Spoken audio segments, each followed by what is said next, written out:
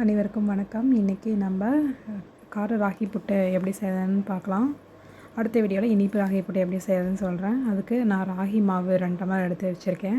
அதில் வந்து லைட்டாக தண்ணி தெளித்து, ரொம்ப அதிகமாக தண்ணி தெளிச்சிடக்கூடாது, தேவையான அளவுக்கு தண்ணி தெளித்து நல்லா உதிரியாக வர மாதிரி நான் பிசைஞ்சு வச்சுக்கலாம். நான் வந்து உதிரியாக இருக்கணும், கட்டியாக இருக்கக்கூடாது. கட்டியாக இருந்தால் சாப்பிட்றதுக்கு நல்லாவே இருக்காது.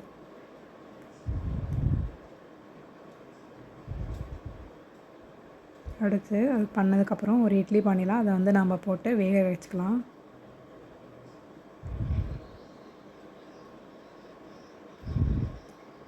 போட்டு ஒரு 15-20 நிமிஷம் வேக வச்சுக்கலாம். அடுத்து ஒரு வாணலியில் தேவையான அளவுக்கு எண்ணெய் விட்டுட்டு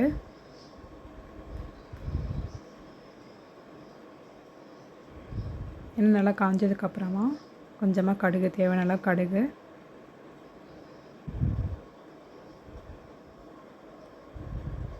கடுகு நல்லா பொரிஞ்சதுக்கப்புறம் சீரகம் கொஞ்சம், கடலப்பருப்பு நல்லா செவந்தண்ணி, நம்ம கட் பண்ணி வச்சுருக்க பெரிய வெங்காயம், வரமிளகா எல்லாத்தையும் போட்டுக்கலாம். இதுக்குள்ளே நீங்கள் தக்காளி, கருவேப்பிலை எல்லாமே போட்டுக்கலாம், அது நல்லாயிருக்கும். நான் இங்கே போடலை. நல்லா வணக்கணும். இதில் தேவையான அளவு உப்பு போட்டுக்கலாம். தூள் உப்பு தான் போடணும், கல் உப்பு போடக்கூடாது. நல்லா வணங்கினதுக்கப்புறம் நம்ம வேக வச்சுருக்க அந்த ராகி மாவை உள்ளே போட்டு எல்லாத்தையும் மிக்ஸ் பண்ணி விட்டுடலாம்.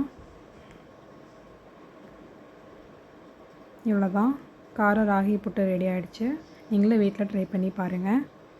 ரொம்ப ஹெல்த்தியாக நல்லாயிருக்கும். தேங்க்யூ.